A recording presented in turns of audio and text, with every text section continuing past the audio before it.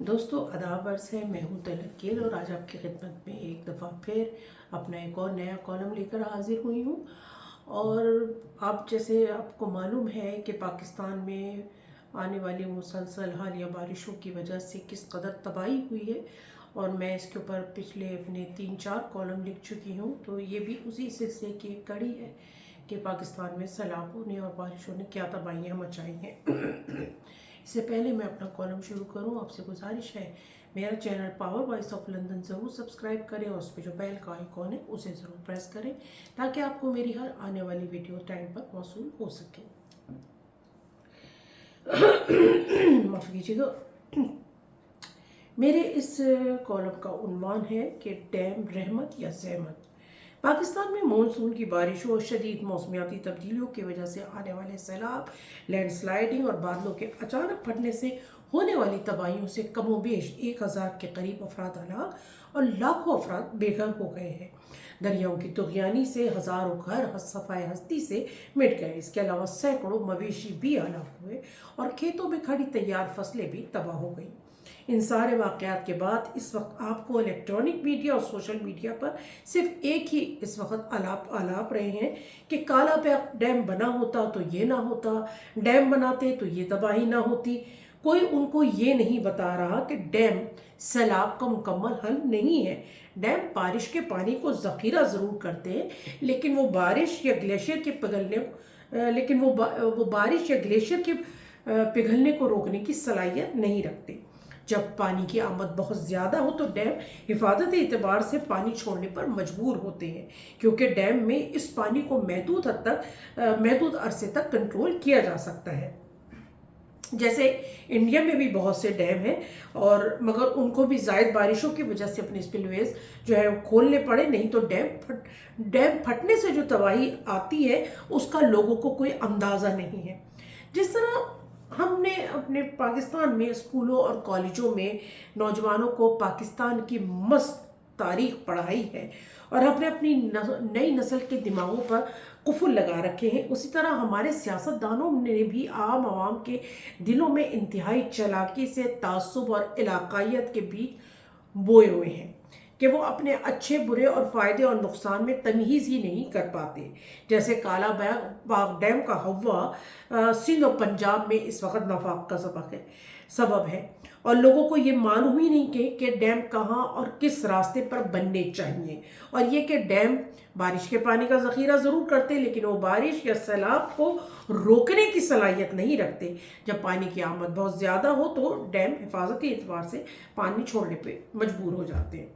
मैं अपने पिछले कॉलम्स में भी बारहा इस बात का जिक्र कर चुकी हूँ कि पाकिस्तान की हालिया बारिशों से होने वाले नुकसानात के पीछे सिर्फ कुदरती अवामिल कार फरमा नहीं, बल्कि बहुत सी इंतज़ामी और इंसानी जो है उसमें वजूहात भी शामिल हैं। ये ज़्यादातर कमज़ोर मनसूबाबंदी और माहौलियाती तब्दीलियों के इम्तिजाज का नतीजा है।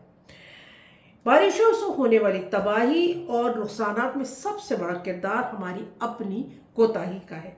शहरों में निकासी आब की खस्ता हाली, दरियाओं और नालों के रास्तों पर कब्जे और आबादियां और गैर कानूनी हाउसिंग स्कीमों ने और पानी के बहाव के रास्ते को रोककर तबाही को बढ़ाया। इसके अलावा जंगलात की कटाई सबसे इम्पॉर्टेंट है कि शुमाली इलाक़ात में, क्योंकि जंगलात बहुत हैं, उन जंगलात को काटने से जो जंगलात आपको मालूम है कि सैलाब को रोकने का सबब बनते हैं, लेकिन हमने सिरे से वो जंगलात ही काट दिए हैं। इसके अलावा कुछ समाजी और माशी पहलू भी हैं कि हमारे मुल्क की बड़ी आबादी गुर्बत की लकीर से नीचे ज़िंदगी गुजार रही है। कच्चे घरों में रहने वाले लोग बारिश के पहले झटके में ही बेघर हो जाते हैं। इसी तरह शहरों में मौजूद कच्ची आबादियां भी सबसे ज़्यादा मुतासिर होती हैं।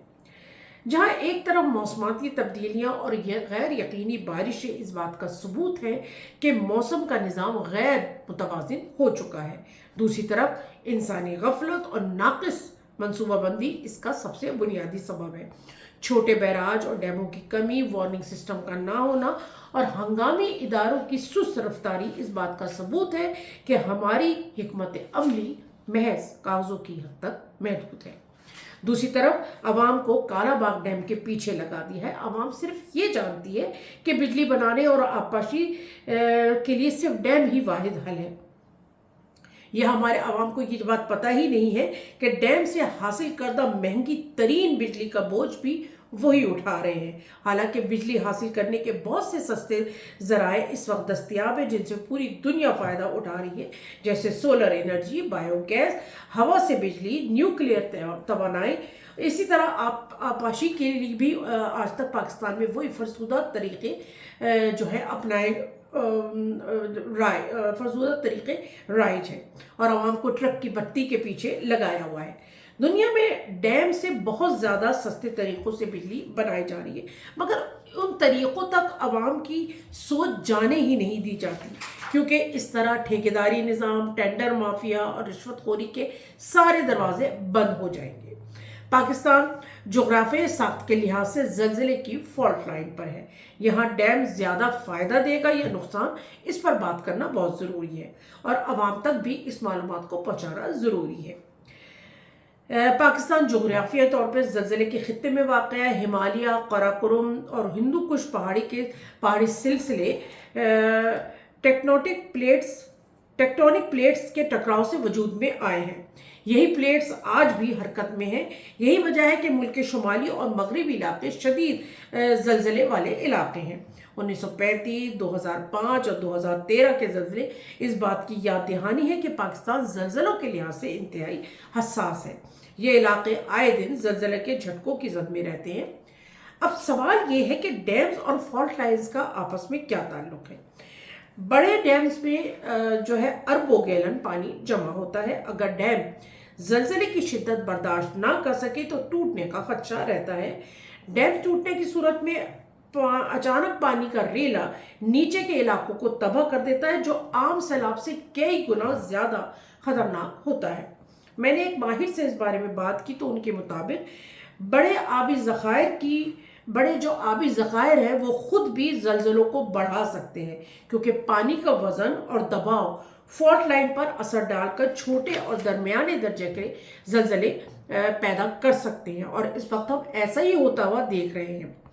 हमारे पड़ोसी मुल्क भारत के कोयना डैम में बार बार ज़लज़ले इसी वजह से आए हैं। इसी तरह तरबेला और मंगला डैम जैसे निस्बतन मजबूत डिज़ाइन पर बने हुए डैम हैं, लेकिन उनके करीब भी फॉल्ट लाइन मौजूद है। अगर मुस्तकबिल में भाषा या कालाबाग डैम बनते हैं तो इनका डिज़ाइन और मकाम ज़लज़ला खेज़ी के लिहाज से बहुत हसास होगा। दूसरा, ये सिंध के इलाकों को बंजर कर देगा। और अब सबसे अहम सवाल ये कि फिर डैम्स कैसे फ़ायदा दें। इसके लिए बड़े डैम्स के पर इन्हिसार करने के बजाय छोटे और दरमियाने दर्जे के डैम्स और चेक डैम्स पर तवज्जो देनी चाहिए। ये मकामी सतह पर पानी का ज़ख़ीरा करने में माविन साबित होते हैं और ज़लज़ले की सूरत में बड़े ख़तरे का बाइस भी नहीं होते। इस तरह बारिश के पानी को रिचार्ज पिट्स के ज़रिए ज़मीन में उतारने का निज़ाम, मसनूई झीलें और निकासी आपकी बेहतर और ज़्यादा पायदार और बड़े महफूज ये इक़दाम हो सकते हैं। माहिरीन के नज़दीक चेक डैम्स सैलाब को रोकने का एक महफूज और सस्ता तरीका है। ये किसी नदी, नाले या बरसाती पानी के रास्ते पर बनाए जाते हैं ताकि पानी के बहाव को सुस्त किया जा सके और मिट्टी के कटाव को भी रोका जा सके, ताकि पानी जो है वो ज़मीन में जज़्ब हो सके। देही या पहाड़ी इलाके जहाँ बारिश का पानी तेज़ी से बहकर ज़ाया हो जाता है, वहाँ चेक डैम्स इस पानी को रोक कर लोगों के लिए ज़ख़ीरा कर सकते हैं। बलूचिस्तान और सिंध के खुश्क इलाकों और शुमाली पंजाब के लिए ऐसे छोटे डैम्स बहुत ज़्यादा फ़ायदेमंद साबित हो सकते हैं। डैम्स बिलाशुबा पाकिस्तान की मईशत और ज़राअत के लिए ज़रूरी है, मगर ज़लज़ला खेज़ खित्ते में इनकी तामीर दो धारी तलवार के मुतरादिफ है। अगर हम जदीद इंजीनियरिंग, साइंसी तहकीक और मुतबादिल तरीक़ों को अपनाएं और अपने निज़ाम और इंफ्रास्ट्रक्चर पर भरपूर मेहनत करें तो इन कुदरती आफात से किसी हद तक निपटा जा सकता है। बहुत शुक्रिया।